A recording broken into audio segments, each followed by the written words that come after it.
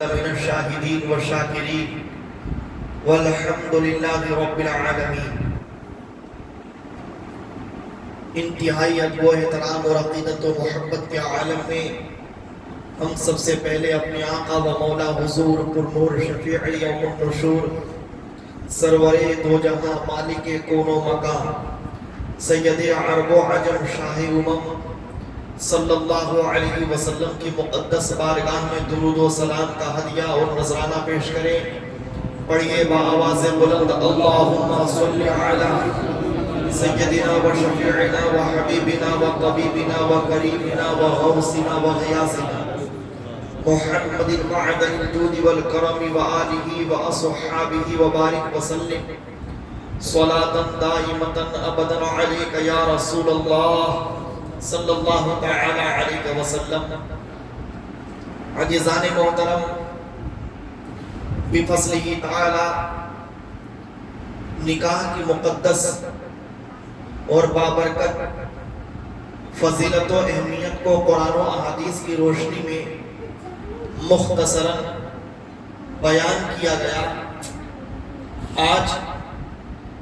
زوجین کے آپسی حقوق پر انشاءاللہ مختصر سی روشنی ڈالی جائے گی۔ جب مرد و عورت رشتے نکاح سے منسلک ہو جاتے ہیں تو رشتے نکاح سے منسلک ہونے کے بعد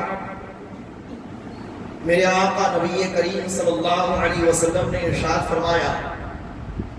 کہ عورتوں پر سب سے بڑا حق اس کے شوہر کا ہو جاتا ہے اور مردوں پر سب سے بڑا حق اس کی ماں کا رہتا ہے۔ جب عورت اپنے شوہر کو تمام رشتوں سے زیادہ عزیز رکھتی ہے، تمام تعلقات سے زیادہ محبوب اور پسندیدہ بنا کر رکھتی ہے، جب رشتے نکاح کو اپنے ذہن و فکر میں تمام اقربا اور خویش کے مقابلے میں معزز اور برتر سمجھتی ہے اور اپنے شوہر کو اپنے اوپر حاکم تصور کرتی ہے اور اپنے شوہر کی فرما برداری اور اطاعت میں زندگی بسر کرتی ہے، تو پروردگار عالم اس عورت کو قیامت کے دن شہداء کے مراتب و درجات کے مقابلے میں جگہ عطا فرمائے۔ میرے آقا نے ارشاد فرمایا جو عورت دنیا میں اپنے شوہر کے حقوق کو ادا کر کے جائے گی تو قیامت کے دن شہید میں اور اس خاتون کے بیچ میں صرف ایک درجے کا فاصلہ ہوگا۔ جو مقام و مرتبہ، جو بلندی، جو برتری، جو رفعت، جو ہم نے قدر و منزلت ایک شہید کو میدان کارزار میں اپنی جان عہد وفا کرنے پر عطا کیا ہے، اسی طرح ہم مقام و مرتبہ ایک فرما بردار مسلم خاتون کو عطا کریں۔ اللہ کے نبی صلی اللہ علیہ وسلم ارشاد فرماتے ہیں کہ شیطان سب سے زیادہ خوش اس وقت ہوتا ہے جب میاں اور بیوی کے بیچ میں لڑائی اور جھگڑا پیدا کر دے، جب میاں اور بیوی کے تعلقات کو برباد کر دے۔ حدیث شریف میں ہے ابلیس دریا اور سمندر پر اپنا تاج، اپنا تخت بچھا دیتا اور اپنے تخت پر اپنے لشکروں کو جمع کرتا ہے، جمع کرنے کے بعد انہیں کام سپرد کرتا ہے۔ شام کے وقت میں شیطان کے پاس آ کر اس کے لشکر کے تمام گروہ کے لوگ اپنا اپنا کام بیان کرتے ہیں۔ کوئی کہتا ہے ابلیس آج میں نے فلاں شہر میں دنگا اور فساد کروا دیا، آج میں نے کسی کو جھوٹ بولنے پر آمادہ کیا، آج میں نے ایک شخص کو زنا کی دعوت دی، میں نے طرح طرح کے کارنامے انجام دیے۔ ابلیس اپنے لشکر کے لوگوں سے ان کے باتوں کو سن کر، ان کے اعمال کو سن کر کہتا ہے تو نے کوئی بڑا کام نہیں کیا۔ جب دوسرا سنا اس کو بھی کہتا ہے تم نے کوئی بہت بڑا کام نہیں کیا۔ اس گروہ میں ایک شیطان ملعون آ کے ابلیس کے سامنے کہتا ہے آج میں گیا تھا، میں نے میاں اور بیوی کے رشتے میں دراڑ پیدا کر دیا، ان کو میں نے الگ کر دیا، میں نے ان کو علیحدہ کر دیا، میں نے میاں اور بیوی کے رشتے کو خراب کر دیا، میں نے شوہر کو اس قدر غصہ دلایا، اس کو میں نے اس قدر زور آور بنایا، اسے میں نے دیش اور جذبات سے اس قدر لبریز کر دیا کہ آج اس نے اپنا رشتہ نکاح ختم کر دیا ہے۔ شیطان اس شخص سے خوش ہوتا ہے اور اسے اپنے تاج اور تخت کے ساتھ میں بیٹھا کر تمام گروہ کے سامنے اس کے کارنامے کو بیان کرتا ہے، دیکھو یہ ہے جس نے میرا حق ادا کر دیا۔ یہ حدیث شریف میں ہے، امام احمد بن حنبل نے اس حدیث کو ذکر کیا ہے۔ شیطان سب سے زیادہ خوش اس وقت ہوتا ہے جب میاں اور بیوی کے رشتے کو نازک بنایا جائے، کمزور بنایا جائے اور انہیں ہر اعتبار سے ختم کرنے کی پوری کوشش ہو جائے۔ اے میرے عزیزوں، پتہ یہ چلا کہ رحمان کی خوشی اس میں ہے کہ ہم رشتے نکاح کے قدر و منزلت کو برقرار رکھیں اور اس کو محبت و الفت سے اس کی سچائی کریں، اور شیطان کی خوشی اس میں ہے کہ رشتہ نکاح کو برباد کر دیا جائے۔ اب بندہ مومن چاہے تو رحمان کو خوش کرنے والا کام کرے، چاہے تو شیطان کو خوش کرنے والا کام کرے۔ میرے عزیزوں، اللہ کے نبی صلی اللہ علیہ وسلم نے عورتوں کی تربیت کے جو طریقے ہمیں عطا کیے، فقہاء نے ان 4 طریقوں کو قرآن و سنت کی روشنی میں بیان کیا کہ اگر تمہاری عورت کبھی شریعت کی خلاف ورزی کرے، کبھی گناہ کی طرف جانے کی کوشش کرے، اگر وہ بے اطاعت گزار بنے، نافرمان بنے، تو تم ان کی اصلاح ان 4 طریقوں میں سے اسٹیپ بائی اسٹیپ کرتے چلے جانا۔ میرے آقا نے ارشاد فرمایا وَعَاشِرُهُنَّ بِالْمَعْرُوفِ۔ قرآن کی روشنی میں اے ایمان والو، تم اپنی عورتوں کے ساتھ سب سے پہلے نمبر پر حسن معاشرت برتنا۔ حسن معاشرت ان کے ساتھ بہترین برتاؤ کرنا، بہترین عمل کا اظہار کرنا، اپنا کردار ستھرا رکھ کے دکھانا، انہیں اپنے عمل کو پریکٹیکلی اچھا کر کے دکھا دینا اور انہیں بتلا دینا کہ تمہارے حق میں سب سے بہترین شوہر میں ہو، تمہارے حق میں سب سے بہترین خاوند میں ہو، تمہارے حقوق کی سب سے بہترین حفاظت کرنے والا میں ہو، تمہارا سب سے بہترین نگہبان میں ہو، تمہارا سب سے بہترین خیال رکھنے والا میں ہو۔ وَعَاشِرُهُنَّ بِالْمَعْرُوفِ، اپنی خواتین کے ساتھ میں حسن معاشرت کرنا، ان کے ساتھ میں خیر سے پیش آنا، بھلائی سے پیش آنا۔ نمبر 1 حسن معاشرت کی دعوت میرے آقا نے دی۔ دوسرے نمبر پر میرے آقا ارشاد فرماتے ہیں، قرآن کہتا ہے فَعِظُوهُنَّ، اگر وہ حسن معاشرت کے بعد بھی اپنی خطاؤں پر، اپنی لغزشوں پر، اپنی بے حیائی پر اور شریعت کی پامالی پر اڑی رہے، تو اب تم انہیں قول کے ذریعے بہترین نصیحت کرنا، حکمت کی باتیں بتانا، قرآن کی باتیں بتانا، احادیث کی روشنی میں اس کی نصیحت کرتے چلے جانا، نصیحت کرتے رہو یہاں تک کہ رب تعالیٰ اس کے دل میں تمہاری زبان اور تمہاری حکمت و دانائی کی بات کو اتار دے۔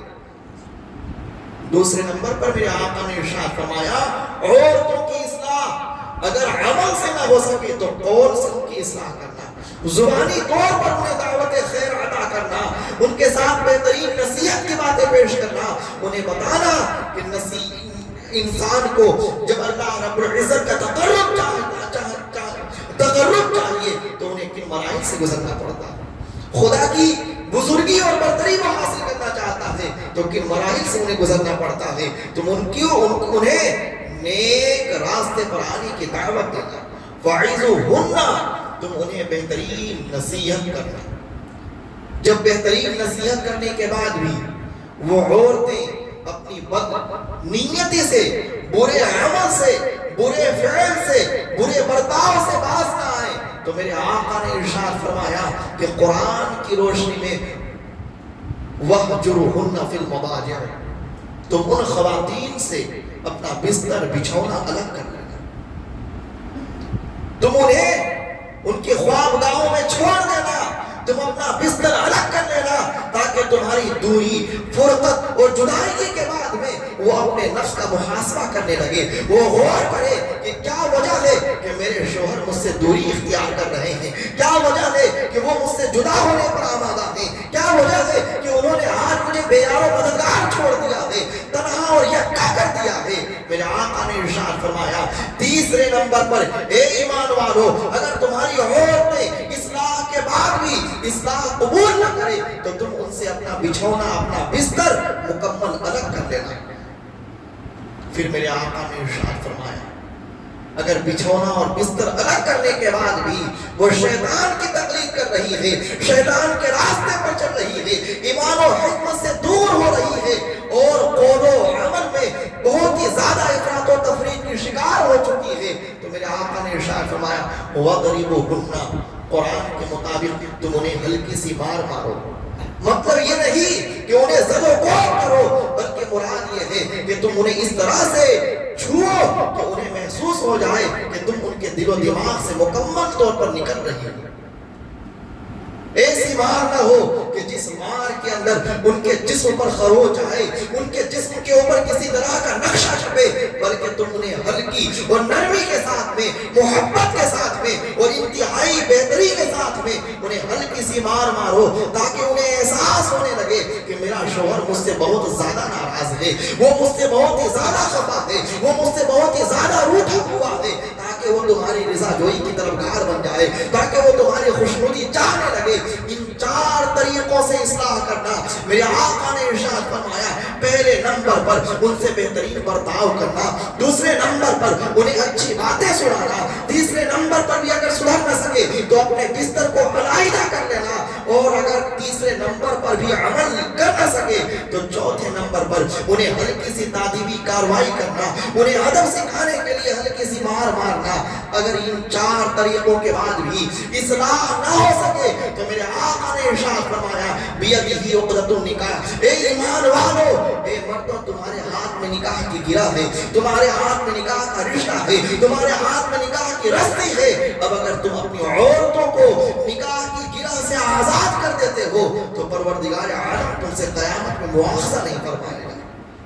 قیامت میں تم سے حساب و کتاب نہیں ہوگا۔ میرے آقا نے ارشاد فرمایا جو شخص بغیر کسی عذر کے بلا وجہ اپنی عورتوں کو طلاق دیتے ہیں، رب تعالی قیامت کے دن ان سے انتہائی ناراضگی ظاہر فرمائے گا۔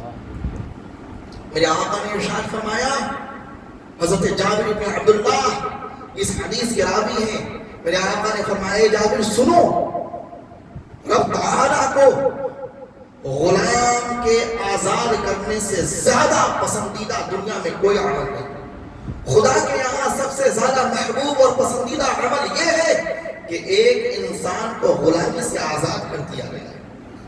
اور پھر میرے آقا نے ارشاد فرمایا اور اللہ کے نزدیک طلاق دینے سے زیادہ ناپسندیدہ کوئی عمل نہیں۔ میرا رب طلاق دینے کو، رشتے نکاح کو مٹانے کو سب سے زیادہ اپنی بارگاہ میں مبغوض رکھتا ہے، ناپسندیدہ رکھتا ہے، معیوب رکھتا ہے، مکروہ فرماتا ہے۔ اب ان 4 طریقوں سے میرے آقا نے امت مسلمہ کو اصلاح کرنے کی تعلیم عطا فرمائی۔ اس کے بعد کہا کہ اگر طلاق دینا چاہتے ہو الطلاق مرتان فإمساک بمعروف او تسریح بإحسان، اے امت مسلمہ سنو، رب تعالیٰ قرآن میں ارشاد فرماتا ہے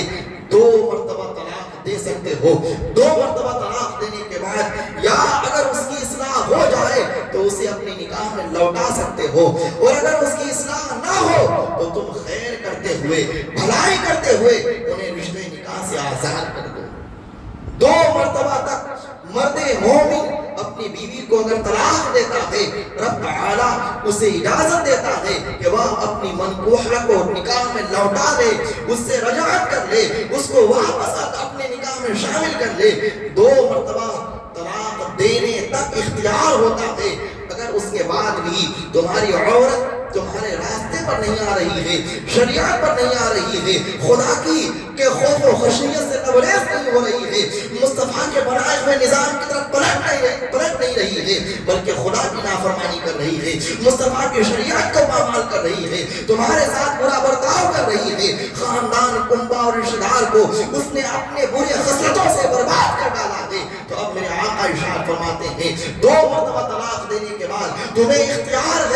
اسے لوٹا سکتے ہو، لیکن 2 مرتبہ طلاق دینے کے بعد بھی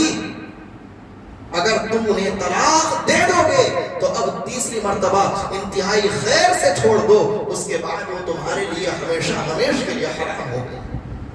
فَإِن طَلَّقْتُمُوهُ فَلَا تَحِلُّ لَهُ مِن بَعْدُ حَتَّى تَنكِحَ زَوْجًا غَيْرَهُ۔ پھر قرآن کہتا ہے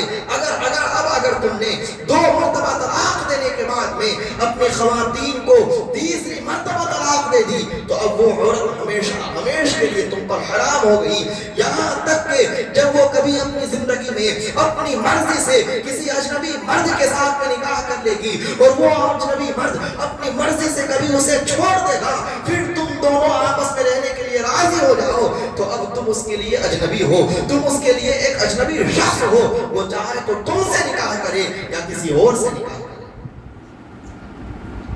میرے عزیزوں،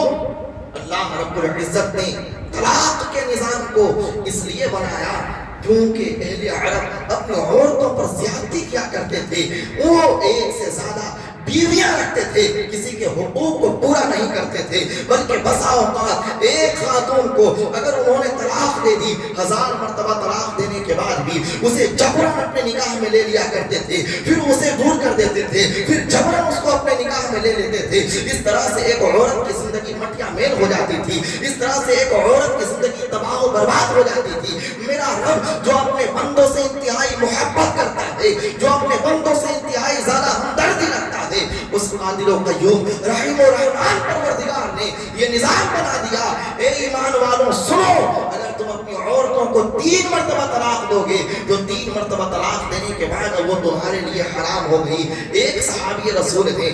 حضرت عبداللہ ابن عباس رضی اللہ تعالی عنہ، ان کے پاس میں ایک شخص سوال لے کر آیا، حضرت میں نے اپنی عورت کو 100 مرتبہ طلاق دی، میں نے اپنی خاتون کو 100 مرتبہ طلاق دے دی، 100 مرتبہ طلاق دینے سے مجھ پر کیا حکم نافذ ہوگا؟ حضرت عبداللہ ابن عباس فرماتے ہیں، ایک مرد سن، 3 مرتبہ طلاق دینے کی اجازت تو تجھے شریعت نے دی تھی، 97 مرتبہ 97 مرتبہ جب تم نے اپنی عورت کو طلاق دی تو سوائے رب کی ناراضگی کے تجھے کچھ نہ ملا، اور خدا قادر و قیوم تم پر غضب کا اظہار فرما رہا ہے۔ اے میرے عزیزوں، نکاح کی گرہ کو مضبوط رکھنے کا میرے اور آپ کے آقا نے بہت ہی زبردست تعلیم عطا فرمائی، اور طلاق اس وجہ سے نہیں ہے کہ رشتہ نکاح پرماننٹ رشتہ نہیں، دائمی رشتہ نہیں ہے۔ رب تعالیٰ اس رشتے کی دوام کو چاہتا ہے، اس رشتے کی ہمیشگی کو چاہتا ہے، اس رشتے کو قائم و باقی رکھنا چاہتا ہے، لیکن اس نے مرد کو عورت کا اور عورت کو مرد کا غلام نہیں بنایا۔ رب تعالیٰ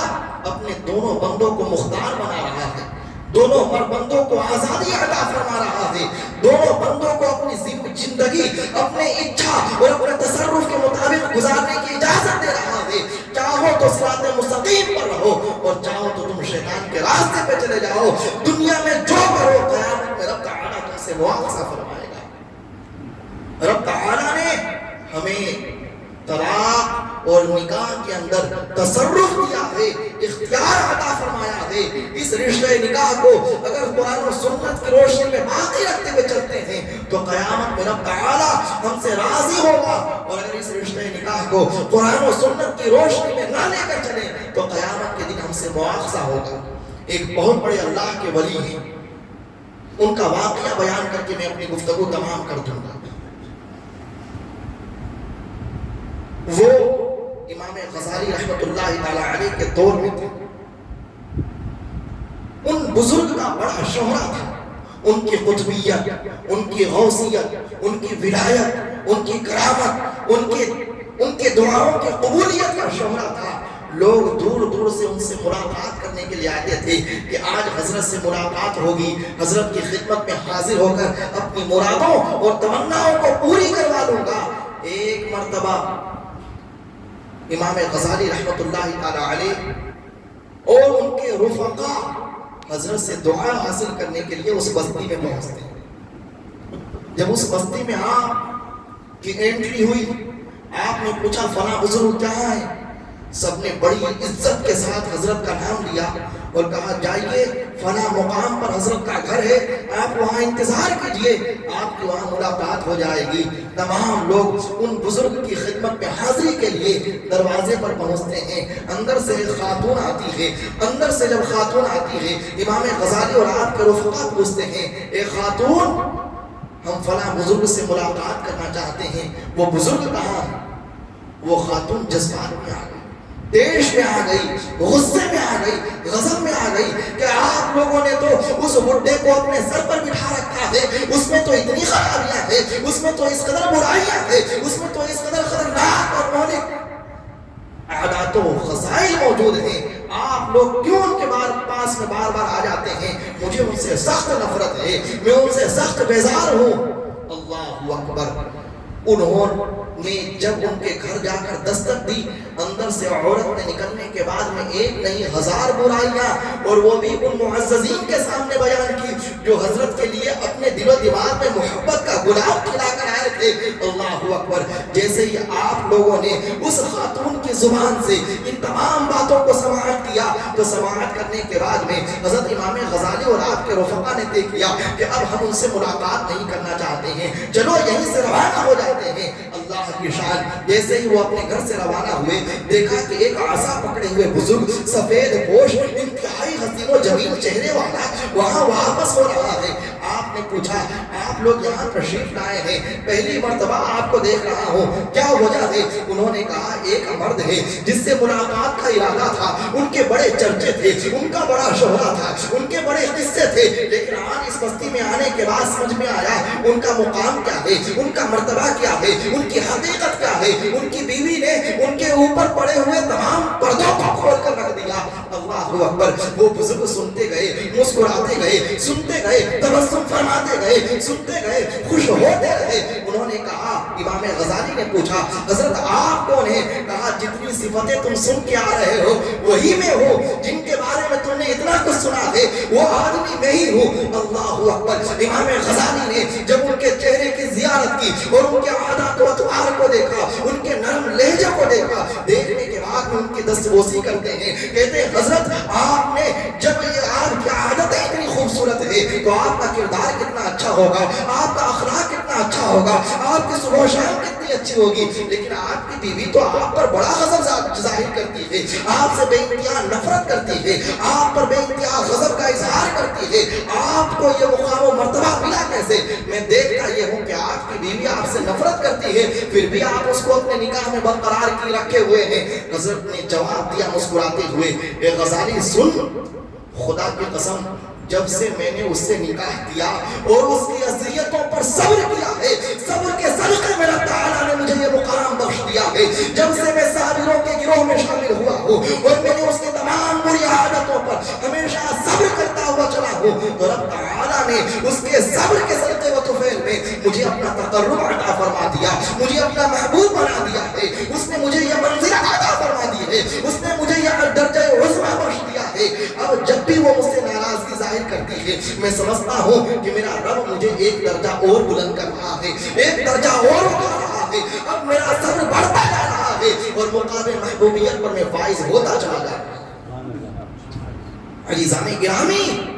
ہمارے بزرگوں کی تاریخ اٹھا کے دیکھیے، انہوں نے رشتے نکاح کو نازک نہیں بنایا بلکہ صبر کی بھٹی میں اپنے آپ کو جھلستے رہے، اپنے آپ کو جلاتے رہے، یہاں تک کہ صابرین کے درجے پر فائز ہو گئے۔ اور اب تعالیٰ قرآن میں فرماتا ہے وَبَشِّرِ الصَّابِرِينَ، اے میرے محبوب پیغمبر اپنی امتوں میں جو صبر کرنے والے انہیں بشارت دے دیجئے، انہیں مژدہ سنا دیجئے، انہیں پیغام عطا کر دیجئے۔ یہ صبر کرنے والے کون ہیں؟ یہ صبر کرنے والے وہ ہیں رب تعالیٰ فرماتا ہے الذین اذا اصابتهم مصیبۃ قالوا انا للہ وانا الیہ راجعون۔ یہ صبر کرنے والے وہ ہیں کہ جنہیں جب دنیا میں کوئی مصیبت ملتی ہے، کوئی پریشانی ملتی ہے، کوئی تکلیف ملتی ہے تو وہ سیدھا کہتے ہیں انا للہ وانا الیہ راجعون، اے اللہ ہمارا جینا بھی تیرے لیے، ہمارا مرنا بھی تیرے لیے، ہماری صبح بھی تیرے لیے، ہماری شام بھی تیرے لیے، ہماری دنیا بھی تیرے لیے، ہماری آخرت بھی تیرے لیے، ہمارا سب کچھ ہے میرے پروردگار تیرے لیے،